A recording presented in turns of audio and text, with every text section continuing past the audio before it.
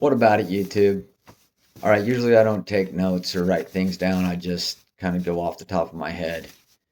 But this is kind of important, so I wrote stuff down. And it's about the idea that people need solutions. And Nick is going to talk about him because he's the one sort of at the front lines of the discussion right now. He's talking about forming some kind of a union of like-minded people. And so I've been thinking on that. And this is what I've come up with. First of all, if I was to title it, I would call it A More Perfect Union of the Self-Governed. That would be our title, and that would be the start of distinguishing ourselves from other bad characters or just non-attractive actors. So anyway, what does it mean to be self-governed? We need to go over that. First of all, you need to be calm. And when I say all this, I've been guilty of plenty. So I'm not better than anyone. I'm just now trying to come up with this as part of the solution of our situation, trying to unionize into something that is effective. So you got to be calm, you got to be polite, you got to be reasonable, you got to be patient, you got to be understanding, you definitely have to be empathetic, and you've got to have an inner dialogue where you're checking yourself at all times. Your daily walk should be about checking yourself. So this is not going to appeal to cluster Bs. Cluster Bs are going to have to be rooted out, big and small. So what does it not mean to be self-governed? It means to be hateful. It means to be emotional. It means to be reactive. It means to be antisocial. It means to be juvenile and harassing and mean-spirited. So I just had a little discussion with a guy in my comments today who wants to insist that it's my constitution to be able to walk in someone's house, pull down your pants, take a big stinky dump, look at them and tell them, F you, I hate you. That's free speech to this guy. And I'm trying to explain to him that the Constitution, my Constitution, was written for the self-governed only. It wasn't written for some a-hole who's got too much time on his hands, takes his camera and goes harasses Leo, law enforcement, while they're doing their job, and then gets in their face, says rude things, and acts obstinate, all about doing an audit, all about doing a free speech audit.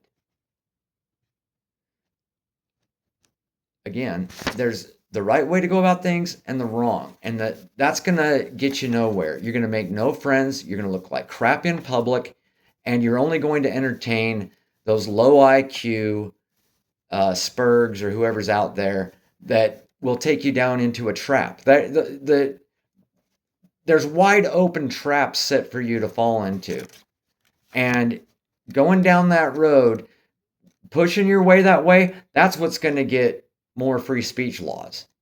That's what's going to get more restrictions. You totally don't get it. So anyway, let's keep continuing. So there's a analogy that I heard. There's a couple of them out there, but one I heard was like, so you walk around with your cup of coffee and someone bumps into you and you spill your coffee. Why did you spill your coffee? And most people say, well, because you got bumped into. And the answer in this riddle is, no, you spilled your coffee because coffee was in your cup. If you had orange juice in your cup, then you wouldn't have spilled coffee, right? It's only what's in your cup that's going to get spilled when you're bumped into. And the analogy is to say, what's in your cup? When you get squoze, when you get stressed, right? What comes out? Is it hate? Is it patience? Is it understanding? Is it reactiveness? What is it? Are you going to just jump to something and get in someone's face? Are you going to say, excuse me? There's options there. So what's in your cup? What comes out of your cup when you get bumped? So again, yeah, is it love? Is it honesty? Is it goodwill towards your fellow man? What's in your cup? So somehow you listen to this, that means you're here, and people died so you could be here. People sacrificed their life so you could be here right now. And how do we honor them? What do we need to do to honor them?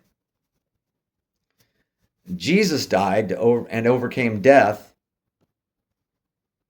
and he did that so that you too could avoid certain death.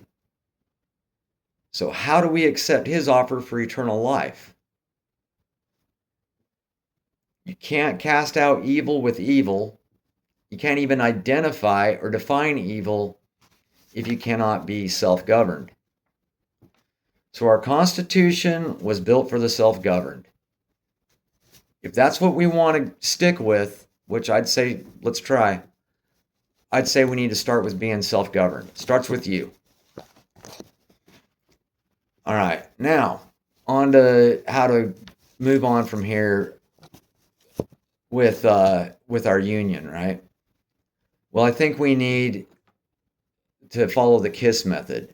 Keep it simple, stupid. The more we can do that, the easier it'll be. And so we need to find something that everyone can relate to. Anyone who has any kind of soul or spiritual credibility, anyone that really deserves to live among good people. What could we all agree on right now? And I'd say the thing that stands out the most to me is child abuse. So I did another video and described how this epoch, this chapter in human history, I think will be defined with us all being captive on Epstein's Island. Or let me say it this way. We're all captives on the Lolita Express.